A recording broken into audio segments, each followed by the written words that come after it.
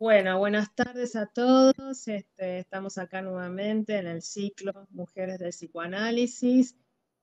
Queremos contar que este ciclo tiene la colaboración de la Facultad Internacional de Psicología y Psicoanálisis La LANG.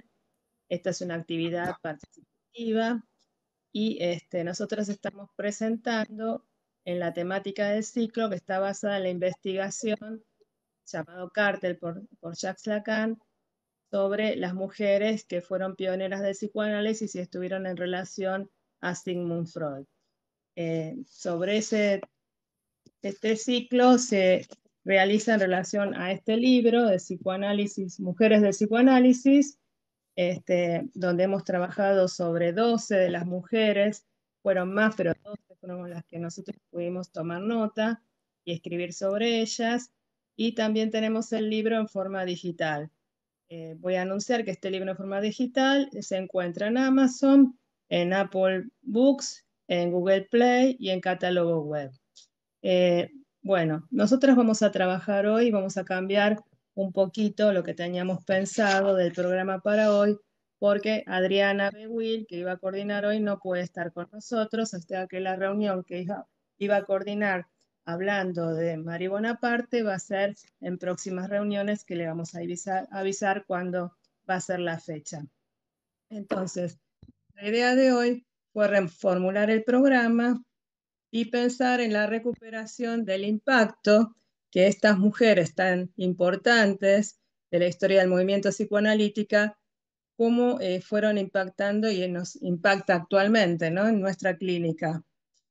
Entonces hemos decidido tomar hoy a las mujeres que han trabajado respecto de la clínica de niños, que de su clínica y actualmente qué podemos considerar de su clínica y qué fue el inicio de esa clínica.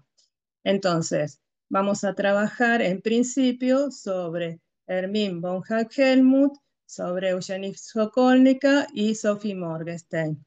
Si nos da el tiempo, hablaremos de alguna otra, pero esta es la idea del inicio y conversar entre lo que podamos hablar de esta, digamos, de todo lo que nos orienta y nos convoca respecto a la clínica de niños y cómo pensarlas. Así que bueno, vamos a empezar a trabajarlas. Si quiere haber alguna intervención, pedimos que sea corta, porque al final también vamos a seguir permitiendo, abriendo a los comentarios. Bueno, entonces empiezo yo hablando de Hermine von Hagg-Helmuth. ¿Sí? Después va a seguir Estela hablando de Eugenie y de Sophie Morgenstern. Bueno, entonces yo les comento que Hermine fue la primer psicoanalista de niños, así nombrada por Sigmund Freud. Ella llega a la Asociación Psicoanalítica de Viena a través de su analista que era, ¿cómo es? Yo lo tenía tan presente, ahora no me acuerdo el nombre, Salzer, Isidor Salzer, era su analista, que en principio era médico clínico y después decidió iniciarse en el psicoanálisis y formó parte del movimiento psicoanalítico y de las reuniones de los miércoles en Viena que organizaba Freud.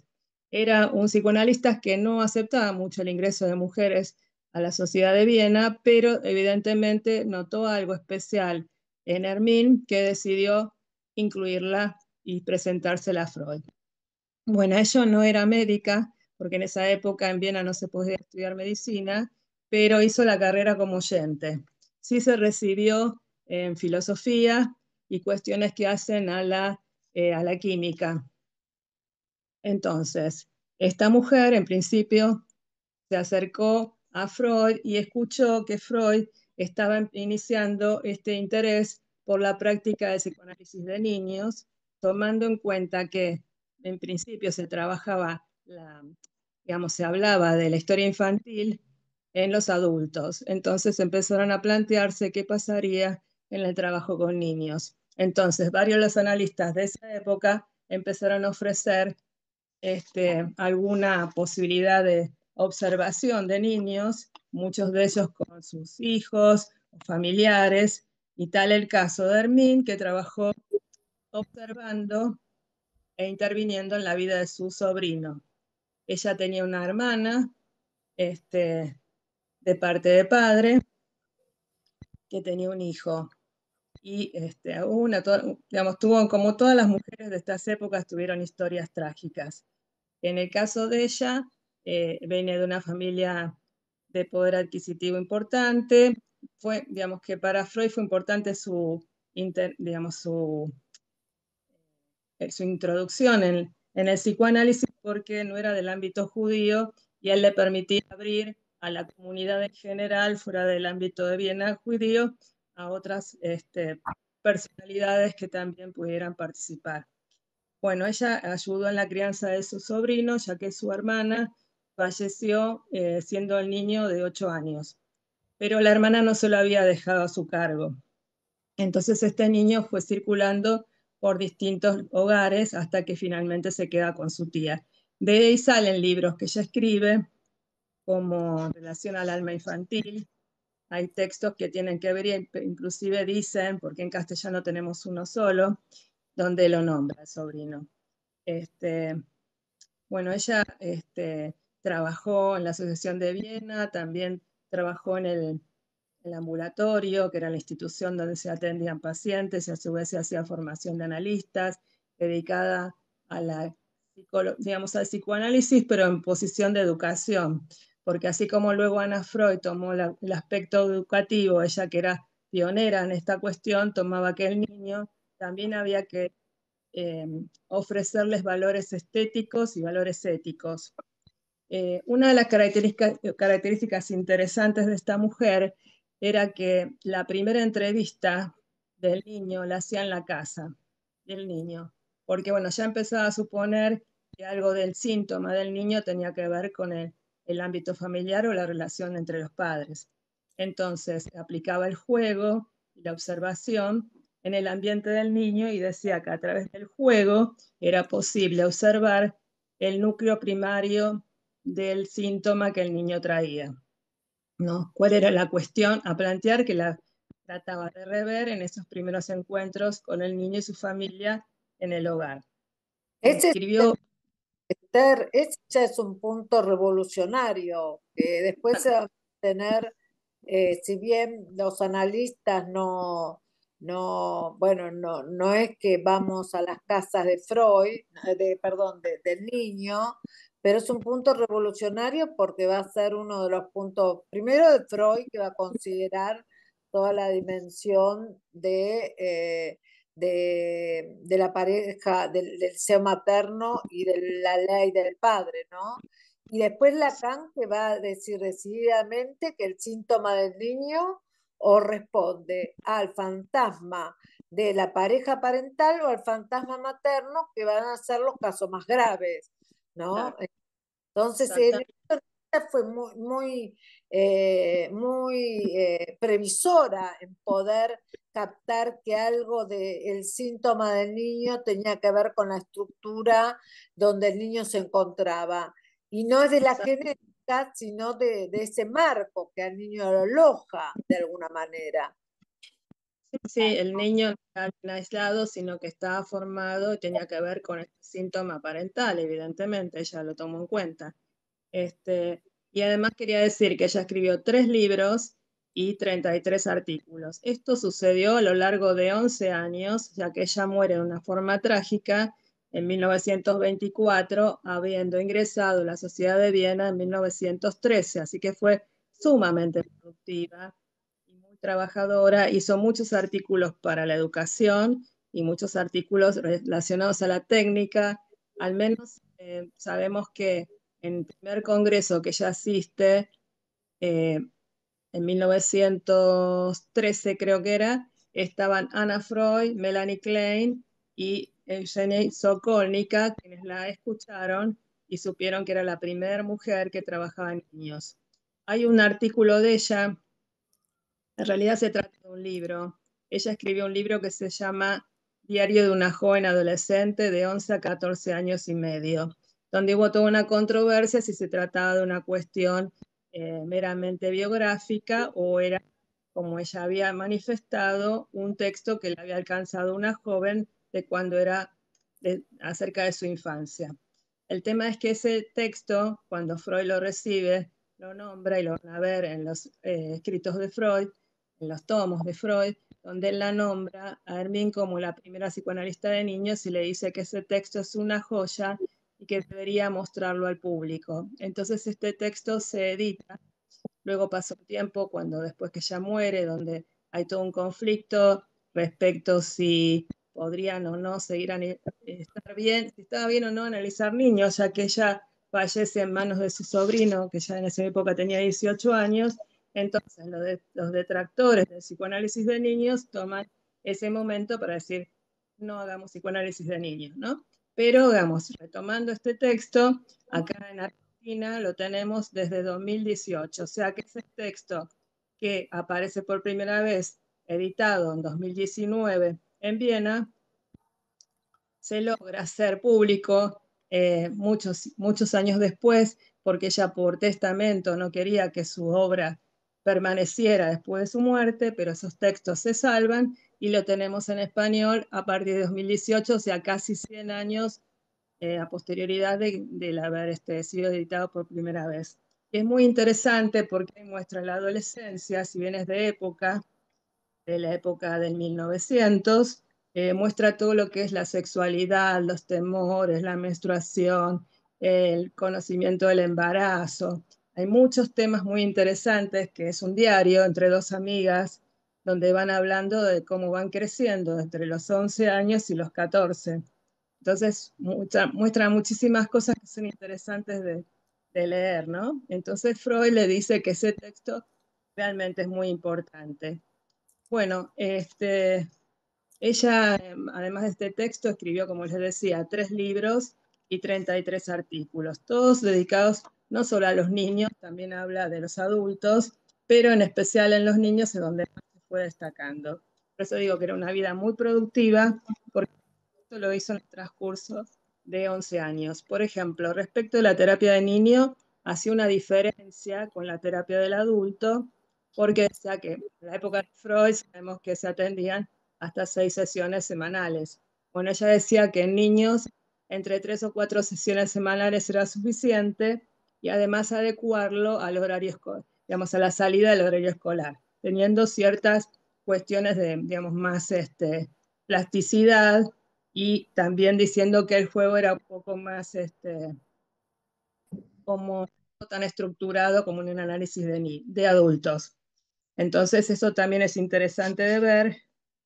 Eh, Decía, por ejemplo, que no había que seguir reglas técnicas rígidas, el uso del juego en los más pequeños, miren qué interesante en esa época, ¿no? En el 1912, 13, 14, donde decía que el juego era lo más importante, ¿para qué? Para facilitar la relación y captar a través de estos juegos los síntomas y anomalías de carácter, subrayando que este primer encuentro, como les decía hace un ratito, son manifestaciones simbólicas que surgen en el juego. Esto que les comentaba, en la primera sesión es la revelación del conflicto nuclear del niño, donde se podía ver en la lectura del juego. También le importaba el relato de los sueños, así como Anna Freud también trabajó con los sueños y las ensoñaciones. Y Melanie Klein, si bien en un principio no estaba muy de acuerdo con la obra de su antecesora, porque decía que tomaba la infancia a partir de los 6 o 7 años y no analizaba a niños más pequeños, la reconoció de todas maneras como una analista dedicada a la obra infantil. Este, bueno, yo podría dejar acá y dar paso a que continuara Estela, hablando de las mujeres que también trabajaron niños, y bueno, podemos hacer un intercambio entre estas cuestiones de similitudes, diferencias, comentarios que puedan surgir. Sí, es cierto lo que vos habías dicho, que fue muchos años, lo que loco cuando ella quería que sus libros no se publicaran, ¿no? Por otra parte, bueno, por las circunstancias que vos comentaste de su muerte, no se publicaron porque quedó como tapado todo eso. Digo, qué contingencia. Por un lado, ella que no quería que se publicara y después, bueno, fueron censurados por ese hecho que en verdad un niño que de alguna manera no sabemos del deseo materno, el lugar de la ley indudablemente estaba forcluida y que pasó verdaderamente en forma suelta de una casa a la otra, ¿no?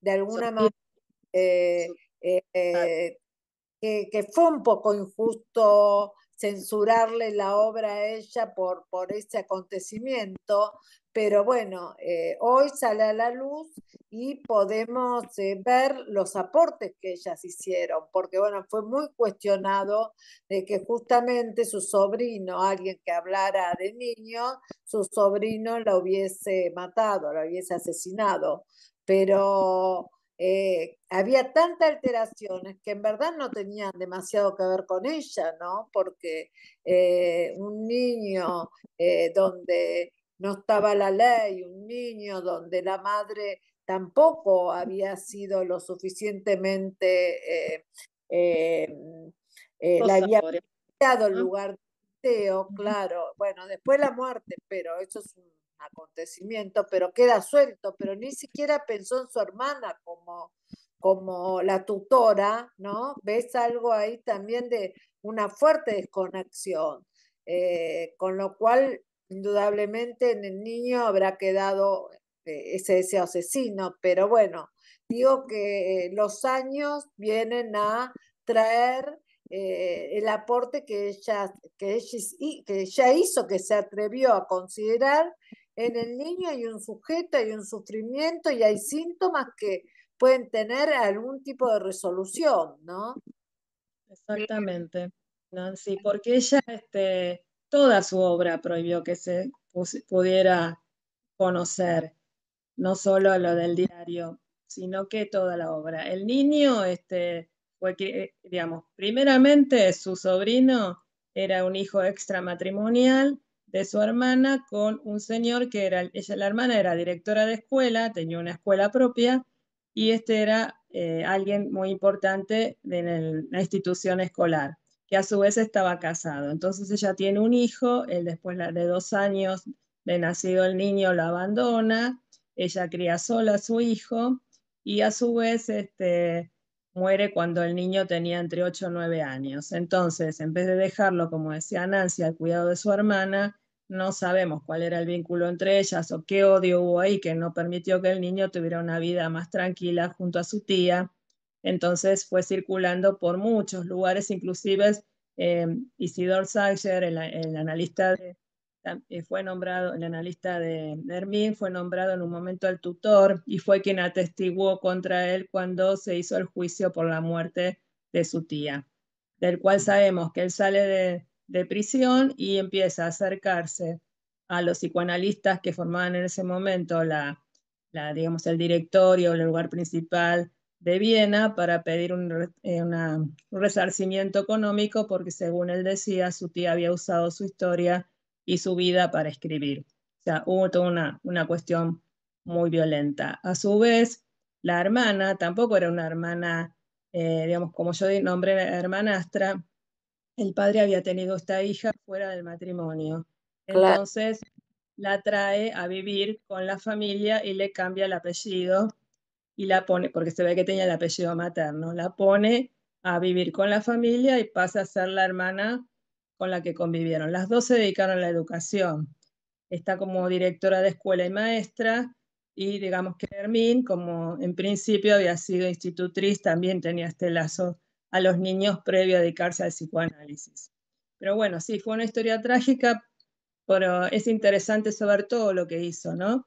La cantidad de libros que publicó, la cantidad de artículos, las conferencias Esther, en Esther, te Berlín. quería hacer una pregunta. Digamos, ella decide que su obra no sea publicada. Hay una decisión de ella, digamos, lo que decía Nancy, la sanción social por este acontecimiento. ¿Y se Claro. sabe por qué, digamos, o se intuye o hay alguna teoría sobre por qué esta decisión, digamos, si bien ella, tú alabaste todos los escritos de ella, esa prohibición, ¿no? Era una persona, por lo que se dice, que bastante tímida e introvertida, salvo que se dedicó, su vida plena estuvo dedicada al psicoanálisis, y el psicoanálisis fue lo que le permitió tener una vida. Entonces, lo que podemos suponer es que había un conflicto con este sobrino, que no sé si hubiera sido heredero de la obra, si todo hubiera seguido el cauce normal, porque era un chico con problemas delictivos desde muy pequeño, con problemas de conducta muy serios. Entonces, ese era el único vínculo familiar y de relación que le conocemos, él y su analista Salcher, con el que se analizó 3 años, pero siguieron en contacto a través de la Asociación Psicoanalítica. Entonces, la idea es que, digamos, si el único heredero iba a ser este sobrino, quizás ella no quiso dejarlo. Es una hipótesis, no lo sabemos realmente, pero puede venir por ese lado. Este, sí que hubo mucho recorrido, ella viajó a dar conferencias, fue una persona muy activa, ¿no? Muy dedicada. Pero bueno, si hubiera vivido más años, quizás mayor producción hubiera tenido, más hubiéramos sabido de ella. Pero bien, escribía muy bien y esto, como decía Nancy, ¿no? Rescatar el tema de la técnica y el trabajo, el recortar esto de qué tiene que ver que un niño tenga un síntoma con la pareja parental desde tan tempranamente es un hallazgo muy importante. Bueno, Así- además tenemos que darnos cuenta eh, que eran los tiempos primeros del psicoanálisis, donde había mucha gente que estaba en contra del psicoanálisis y todo lo que pasara con esto tenía que ver y lo hacían caer con digamos que el psicoanálisis tenía la culpa de lo que sucediera, ¿no es cierto? O sea, entonces, bueno, era años difíciles. Estamos hablando de niños. El niños, fíjense que si bien eh, tuvo siempre enemigos Freud por la creación del psicoanálisis, por algunos de los puntos, pero con los niños tuvo mucho más. Entonces, era muy combatido el tema y vamos a hablar de sexualidad infantil, ya eso era el colmo, ¿no? Como esa dulce criatura podía pensar que podía tener algo que ver con la sexualidad, ¿no? Digamos que, bueno, son los primeros años y bueno, fíjense que todavía hoy es un tema resistido de niños. Por eso me parece interesante esta recuperación de estas mujeres que se atrevieron a esto, ¿no? Eh, Así que bueno, yo tenía para traerles dos mujeres también que se dedicaron al psicoanálisis de niños. No hacían niños nada más, pero bueno, fueron más reconocidas por el psicoanálisis de niños, que fue Eugene Sokolnica y Sophie Morgenstern, que no creo que nadie los conozca. Realmente para nosotros fue un hallazgo porque fue importante el trabajo de investigación que hicimos, porque así como Helmut quedó también silenciada por los problemas judiciales, que tuvo, también estas dos que le nombro no se conocían. Cuando empezamos a trabajar, no la conocíamos. Fue todo un descubrimiento de estas mujeres tan importantes en los albores del psicoanálisis. Las dos polacas, Eugene Sokolnika eh, fue muy tempranamente a trabajar, a estudiar. A los 20 años estaba en París haciendo ciencias biológicas. Además tomaba clases con Janet, con Pierre Janet, discípulo de Charcot, en la psiquiatría. Ella tenía una formación importante, pero no pudo llegar a recibirse de médica. Entonces, ya eran tiempos de guerra, viajaba mucho, estuvo en la Burgosli, con Lule, trabajando, pero cuando se dividió, vieron que se separaron los suizos de Freud, porque estaban trabajando juntos, tenían toda la obra freudiana, lo que se había publicado hasta ese momento, eh, y ellos, al separarse, los suizos de Freud, ella Habrá que ver con Jung, ¿no? ¿cómo? Que se separan principalmente de Carl Gustav Jung. Claro, pero ahí se separan, Claro. digamos que ya casi que no hay conexión digamos, con con el psicoanálisis freudiano, digamos. Ahí se abre otra cosa con Jung, como vos decís. Pero bueno, era un importante lugar al principio para la formación. Entonces ella se forma también ahí, después se va a trabajar con Freud. Después, muy tempranamente, Freud la manda a París para que pueda hacer, porque estas mujeres que nosotros trabajamos, una de las cosas importantes que ellas hicieron fue la extensión del psicoanálisis, porque ahí donde nosotros decimos viajaron acá, viajaron allá, ellas viajaban y armaban escuelas, armaban lugares donde formara la gente en psicoanálisis. Entonces, ahí Sokólnica fue a París y bueno, trabajó ahí lo que le dieron la bienvenida. Ustedes saben que en Francia los primeros que adhirieron al psicoanálisis fueron los poetas, los escritores, eh, bueno, los surrealistas en este caso le dieron todo el lugar, empezó a trabajar.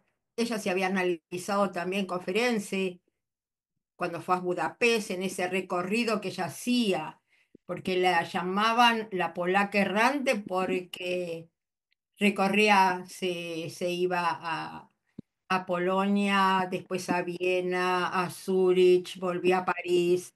Bueno, ahí después cuando llegó a París en el 21, ya se queda en París hasta su muerte.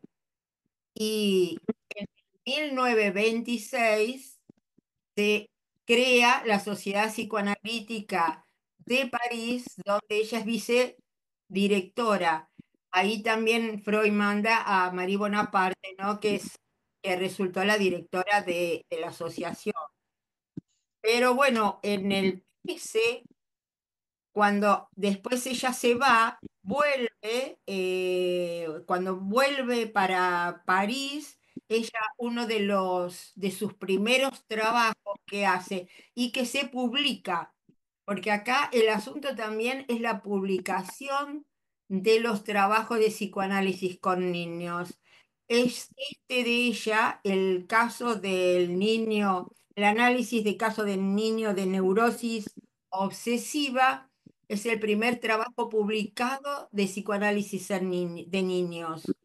Ella trabaja en este caso con un niño de 9 años y medio, que tenía rituales obsesivos, tenía un terror al tacto que hacía que la madre tuviera que asistirlo absolutamente en todo, lo cambiaba, le daba de comer, él no tocaba nada, hasta que ella lo trató y ella hacía análisis con el niño, con la madre, el padre en ese caso estaba en época de guerra, el padre estaba escondido por el tema de los nazis, entonces ella iba a la casa. Acá también se repite el tema de la analista en la casa del niño, ¿no? Que Sí. también tiene que ver con la guerra, también tiene que ver con eso.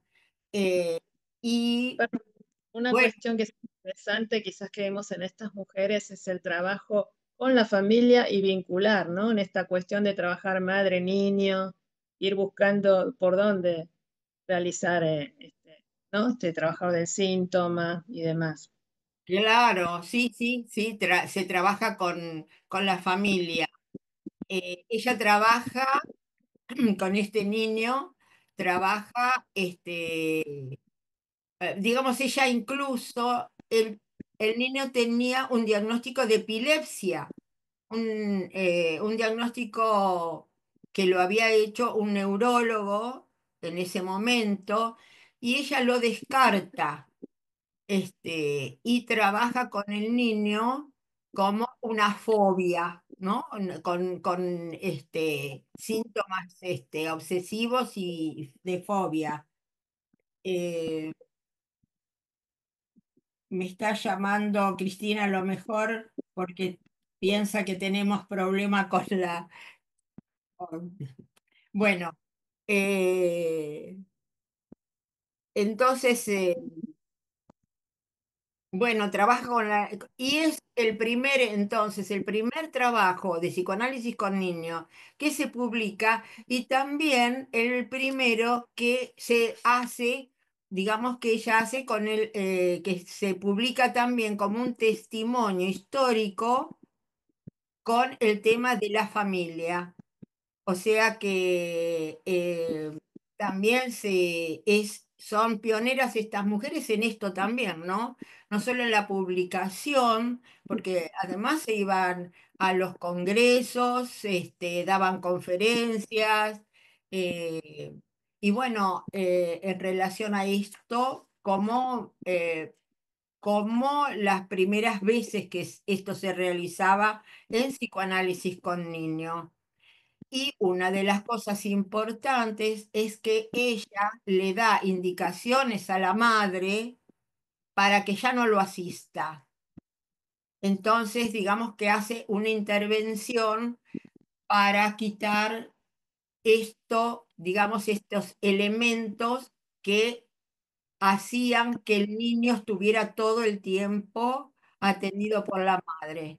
Entonces despejaba una parte, digamos, para dejar libre el análisis con el niño y corriendo este tema de la madre, que entonces hizo más ágil el tratamiento y esto lo pudo resolver más fácilmente, digamos.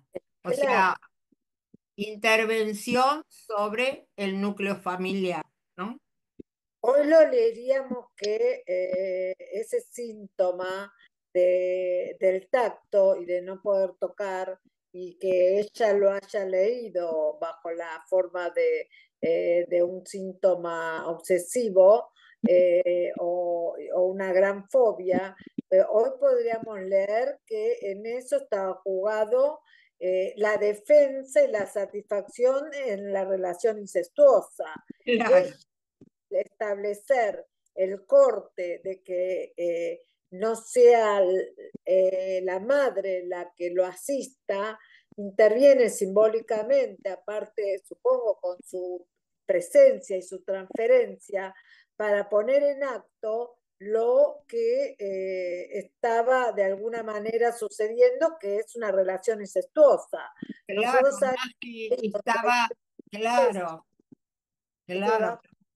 Claro, algo del síntoma se va a acrecentar y al mismo tiempo la intervención del analista ahí estableciendo una terceridad, algún simbólico frente a esa dimensión incestuosa.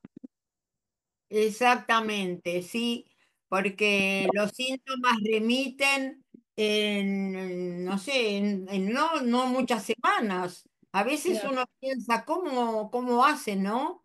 Para, para lograr semejante resolución, porque en realidad es bastante rápido, está bien que trabajaban todos los días, Eso, era pero habitual, igualmente. ¿No? claro. Hoy es imposible trabajar todos los días, salvo que un niño esté internado.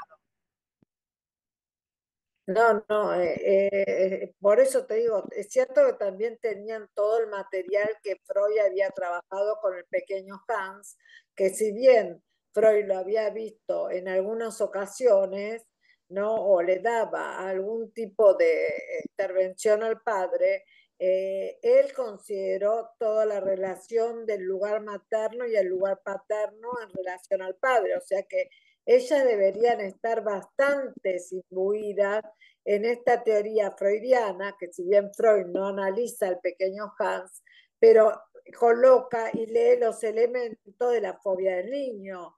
Entonces habrán actuado conforme a este gran descubrimiento freudiano, donde trabaja toda la estructura del Edipo y las relaciones, ¿no?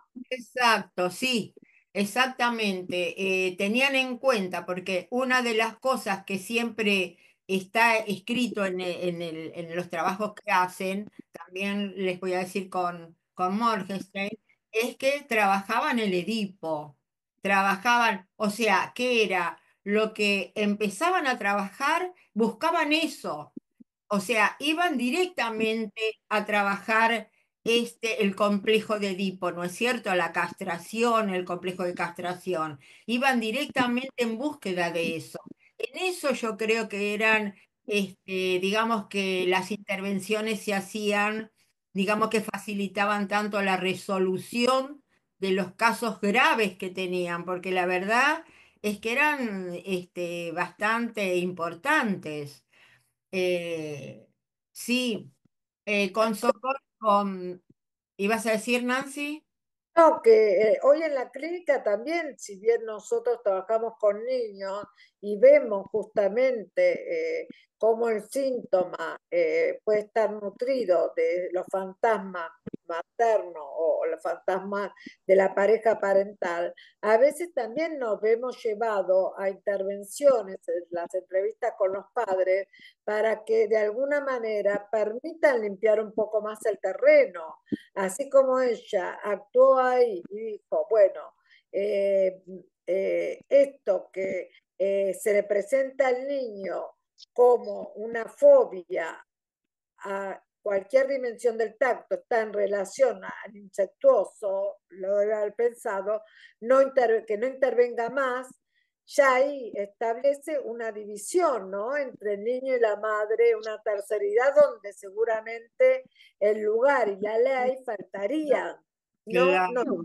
obvia, si no, no está el síntoma, Claro. porque está, no, no digo que deberían tener bastante presente porque hoy en día también nos vemos llevado a entrevista a padres los que nos dedicamos a niños.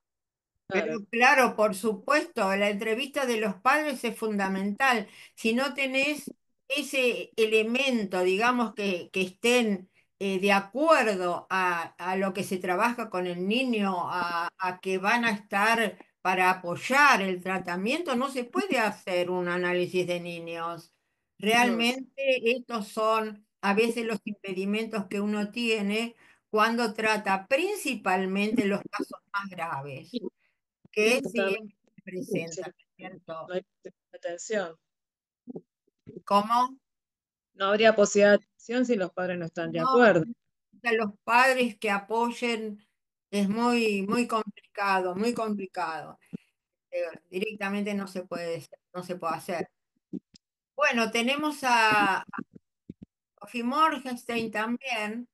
Ella sí se formó en Zurich, hizo toda su carrera, se recibió de médica y trabajó ahí como médica en Suiza y que fue en el 1924 fue a trabajar a París, fue a París.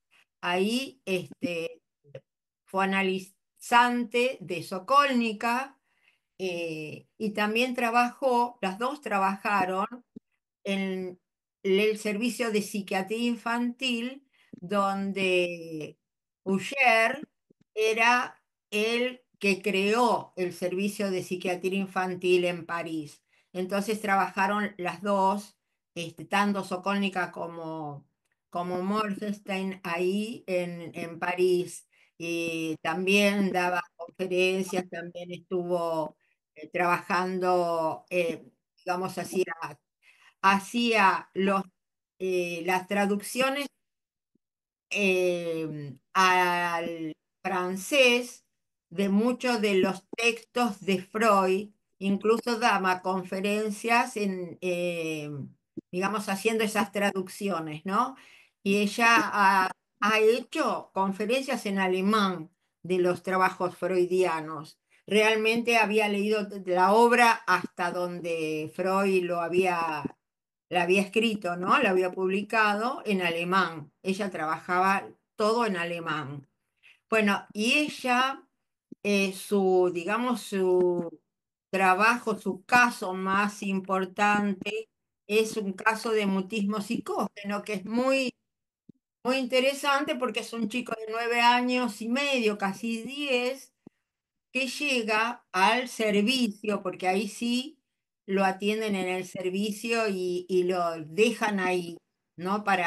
Ella hace su tratamiento ahí en el servicio, donde presenta así síntomas eh, de mutismo. Hacía 4 meses que no hablaba una sola palabra y hacía como un año que no hablaba con el padre. Entonces, bueno, primero también, porque es interesante que hagan todas las diferencias en relación a los diagnósticos, ¿no? Ella primero no sabía, Morgenstern, si se encontraba con un diagnóstico de esquizofrenia, si tenía, y bueno, hizo digamos que descartó este diagnóstico y lo colocó dentro también, por eso me parecía interesante lo que habíamos hablado antes, como un síntoma de la estructura familiar. Ella trabajó como el chico no hablaba, se trabajó con prácticamente solo con dibujo, porque el pibe tenía gran facilidad para los dibujos y entonces estuvo todo el tiempo con los dibujos y ella le interpretaba y el chico corroboraba si él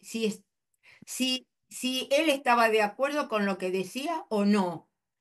Y la verdad que eran dibujos donde habría un gran despliegue, digamos, de, de, de dibujos Fantasmas, terroríficos, como fantasmas.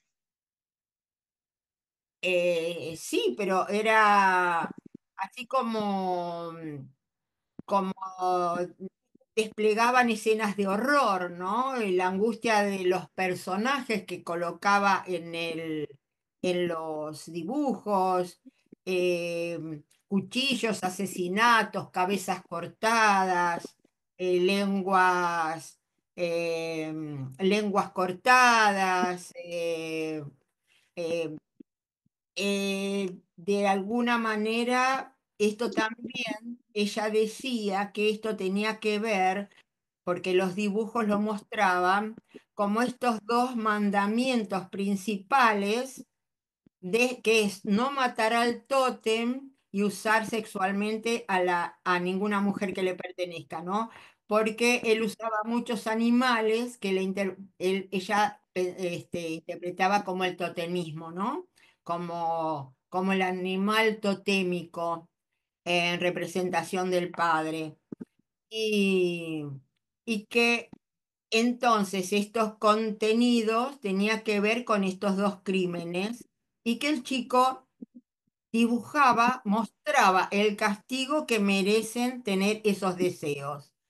Entonces, ella había interpretado que tenía que ver con la masturbación y la necesidad de castigo por desear la muerte de su padre. O sea, que la expresión de angustia tenía que ver con esto. Y, y bueno, ella trabajaba entonces, trabajó con este niño especialmente con el dibujo. Qué Pero bueno de leer el dibujo después van a ser la base, muchas de ellas, justamente por supuesto con Freud, de la segunda generación de mujeres que trabajaron la clínica de niños. Qué bueno que ella haya podido captar que en el síntoma del mutismo estaba varias cuestiones, como todo síntoma es un nudo donde se va a jugar la satisfacción y la prohibición, ¿no? Por un lado, la satisfacción que se daba en que si estaba la dimensión de no matar al tótem, el odio al lugar de la ley y por supuesto daba cuenta de que en ese mutismo tendría a toda la familia tratando de entender, porque justamente Melanie Klein toma un caso muy parecido también de mutismo, en donde estaba la madre la que la traducía. Él no hablaba y la madre o hablaba mal o decía, y entonces la madre o el hermanito más chiquito le decía, bueno, lo que él quiere decir es esto, es esto, es esto. Y ella le hacía entrar a todos al consultorio, a los hermanos, a todos. Y les decía que no podían intervenir en la consulta. Me parece interesante porque esas intervenciones en acto, ¿no? Más con los niños, son formas de intervenciones en acto que produce un efecto en relación al incesto, en relación a la dificultad de la ley, de la incorporación de la ley del padre, porque esto de que el otro le pusiera la palabra hacía que el niño estuviera todo el tiempo pegado a la madre o a los hermanitos, que le tenían que traducir lo que él quería. Un chico grande, ¿no? Y entonces el síntoma contiene la satisfacción, que es incestuosa en ese caso, y al mismo tiempo contiene la dimensión de la necesidad de castigo frente a ese deseo incestuoso, que sería cortar la lengua, todas esas imágenes que los dibujos, vos decís, nos traían de cortes, de pedazos, bueno, de necesidad. Asesinatos, Claro, frente a... mutilaciones, Bueno, mutilaciones, ¿no? O sea, el símbolo fálico presente todo el tiempo ahí. Por eso ella hizo esa intervención. Me pareció genial, porque nosotros pensemos que estamos en los años 20, 20 y pico. Miren cómo trabajaban la clínica de niños, realmente, y sin a veces tener claro el tema teórico, ¿no es cierto? Hasta dónde llegaba Freud con estos puntos el palo, el imaginario, simbólico. eh, bueno, posiblemente ellas no tuvieron tan claro estos puntos, sin embargo, en sus intervenciones eran muy eficaces. Claro, vos contabas aquí en tu texto que ellas habían visto 3 ensayos sobre la teoría sexual de Freud, que era en 1908, sobre las teorías sexuales infantiles, también del mismo año, y como comentaba Nancy, análisis de la fobia de un niño de 5 años. O sea, contaban con estos elementos ya trabajados por Freud para empezar a pensar su clínica. Sí, por supuesto, claro. Tenían que, tenían que sostenerse con una teoría, aun cuando fuera incompleta, ¿no? Con la captación por ahí incompleta que pudieran tener. yo creo que sí, en ese sentido fueron lúcidas, no pudieron teorizar o no, no, imaginemos que se estaba construyendo todo lo que era la teoría psicoanalítica, en lugar de lo simbólico, fundamentalmente con el falo, el lugar del padre, que es el que Claro. ley, pero ellas como que clínicamente intervenían de alguna manera estableciendo un corte frente a lo que aparecía como un deseo incestuoso. Mm. Si bien no lo habían captado a Freud en todo su despliegue, porque era una teoría todavía muy nueva que se estaba creando, habían captado bien algunas dimensiones de la clínica y de los niños, de este deseo incestuoso, y el síntoma también como un intento fallido de intervenir sobre ese deseo incestuoso. Por Exacto. de ellas, produciendo ahí algún corte, ¿no? Que les dé al niño otra posibilidad que no sea el callar la boca o que esa lengua esté cortada, cuando lo que tenía que estar cortado era ese vínculo de ese niño con esa madre, de alguna manera. Hay otra cuestión que presentas también, es el tema de que en esa época de Buental, supongo que se utilizaba, que era atar las manos del niño a la noche para impedir la masturbación, ¿no? Que se masturbara. Claro, claro. El odio que al chico le provocaba, ¿no? Sí, pasaba eso, que lo ataban, le ataban las manos. Mm. ¿Esto a la familia? ¿Cómo? ¿Quién le ataba? Estela, quería comentar algo respecto a lo que vos dijiste, que es importante que los padres estén de acuerdo en el tratamiento de un niño. Eh, para mi visión, por lo menos, creo que lo que se trata es de incluirlos y trabajar la fantasmática o el fantasma de los padres respecto a ese niño, porque si no, ni bien el niño progresa, se hace insoportable según el lugar edípico y el goce que tengan los padres con el niño de continuar con el mismo. Exacto, ese es el punto, mira, ese es el punto, porque pasa así. En cuanto los pibes mejoran un poco, que es donde uno puede comenzar realmente el trabajo, porque ahí se pudo lograr la transferencia, se pudo colocar bien este trabajo de dos. Ahí entonces mejora el pibe, ahí te lo sacan, ahí se van. Es Sí. así. Entonces sí, por supuesto, es primordial el trabajo con los padres, porque ese es un punto álgido, ¿no? Llegado ese momento. Es así. Y otro de los puntos es cuando uno en un síntoma, digamos, trabaja el síntoma y el síntoma remite muy rápido.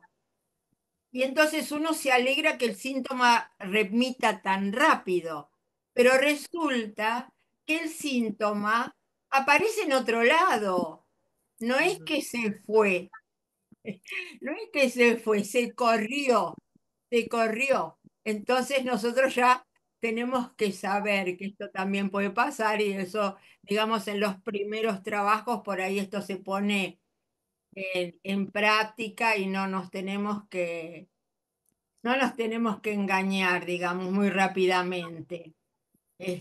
Porque bueno, hay los fantasmas van cambiando, van cambiando, van moviéndose, y esto pasa a veces con el síntoma de un niño también, síntoma de ¿Quiere fantasma. Sí, decir algo?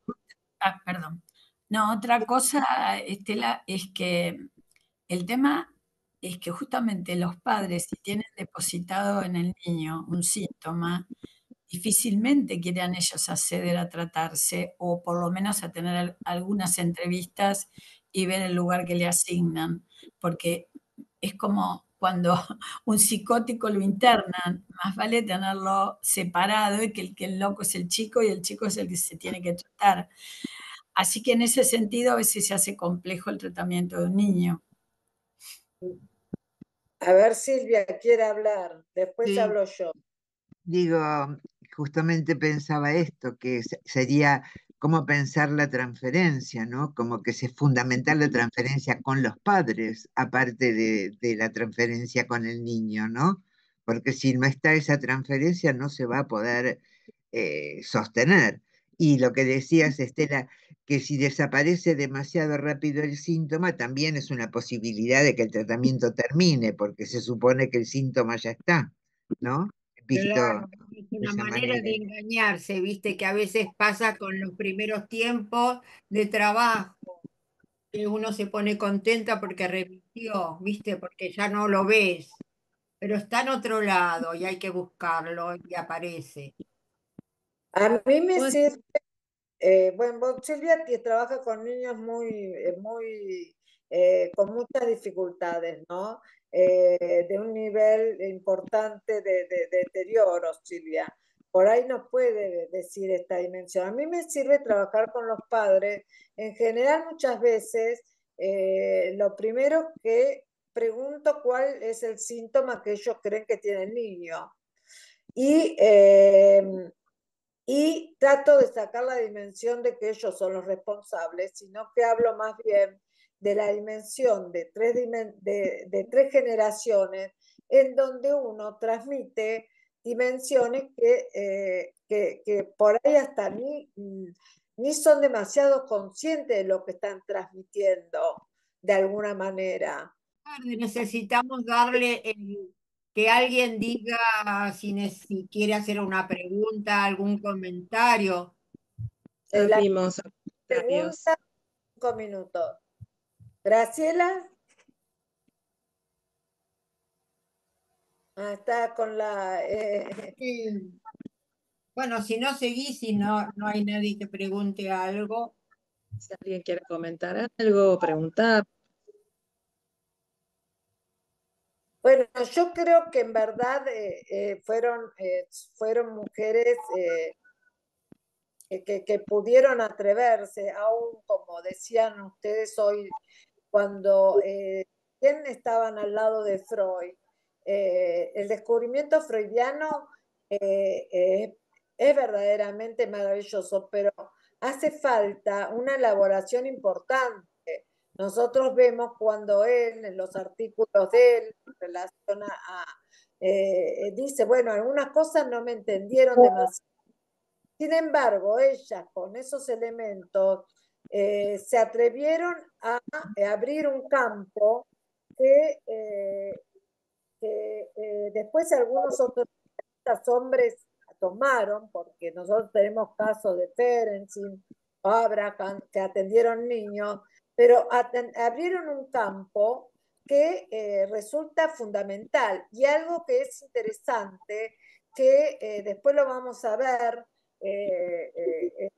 las otras analistas que vienen, cuando hagamos otro ciclo de las analistas más modernas, donde ese campo que abrieron, ¿no? Bueno, llevó a considerar al niño, y después ella, considerar al niño como un sujeto que tiene que construir un deseo, que no era, que era muy difícil en esa época, como ustedes decían, porque no estaba considerado la dimensión del deseo, y menos como un deseo incestuoso. Menos, entonces, por supuesto que va a recibir rechazo de la comunidad en ese momento que las acompañaba.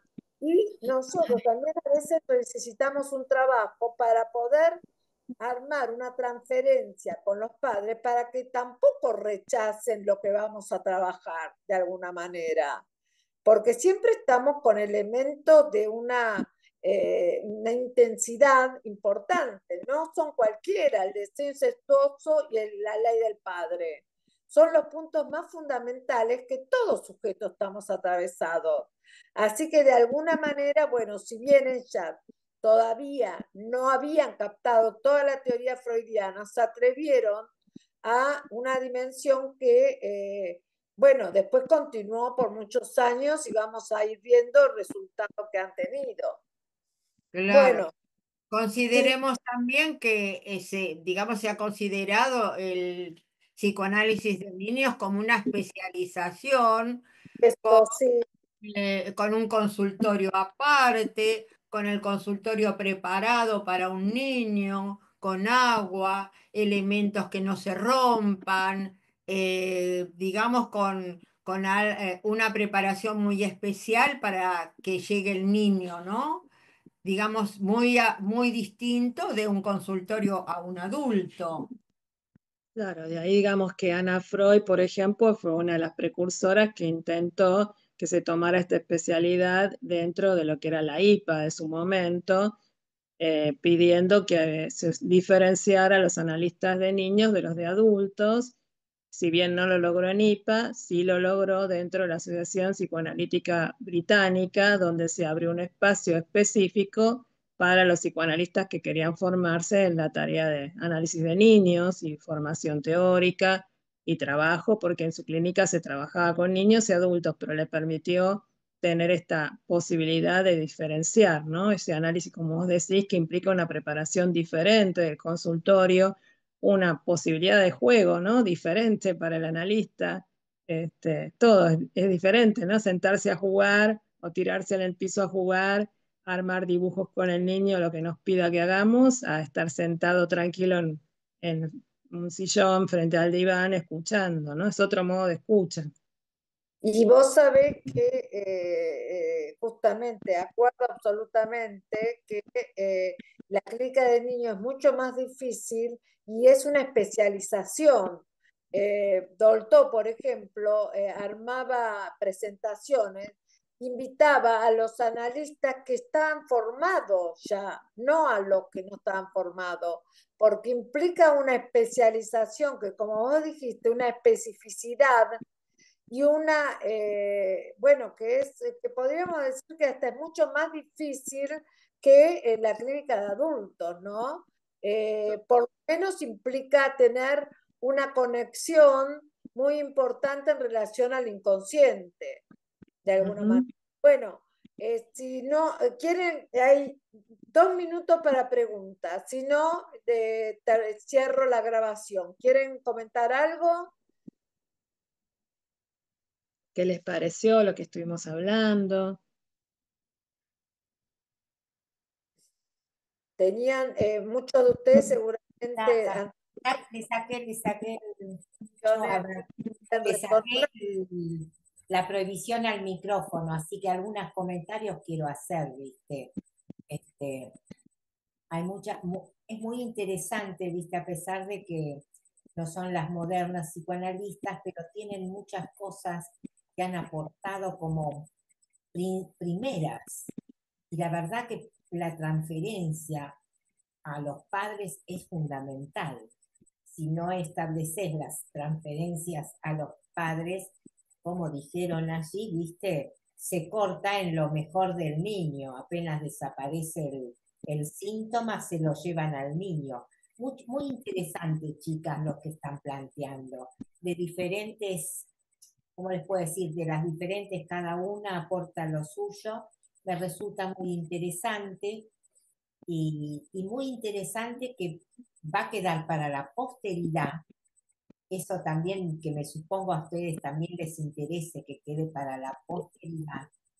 Todo un escrito y toda la historia de lo que antecedió o acompañó a la creación del psicoanálisis. No es poca cosa, no sé, me parece, bueno, no sé, me apareció, no sé, bueno, sigo hablando. Bueno, gracias, sí.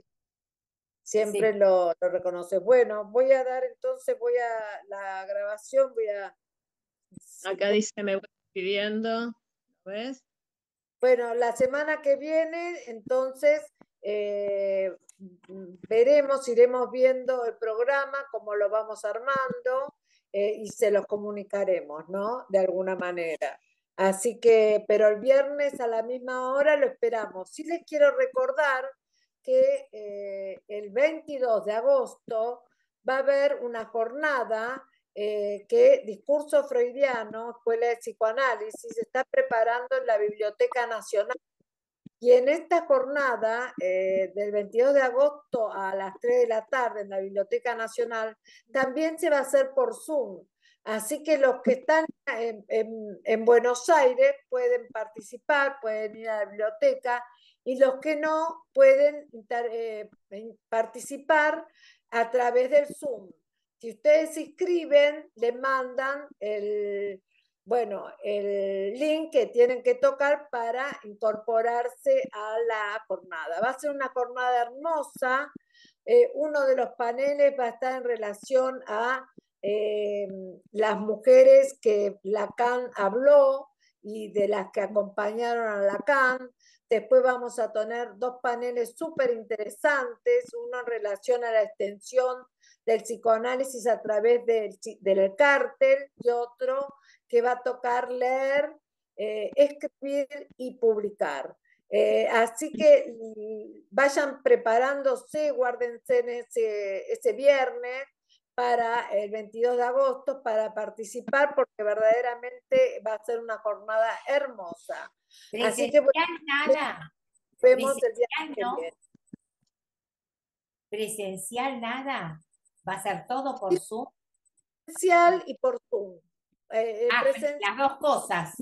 La Biblioteca Nacional en Claro. la sala que está abajo, y por Zoom se escriben en la escuela y les mandan el link. Así que están estas dos posibilidades. Buenísimo. Igual Bueno, la Lange, perdón, agrego esto. Agrego esto, que la Lange como facultad les va a estar informando a quienes vienen por este medio cómo va a ser la inscripción y también el link para inscribirse y la entrega de certificados de asistencia. Ok. Muchas gracias. Que tengan buenas tardes. Gracias. Gracias, chicas. Adiós. Adiós.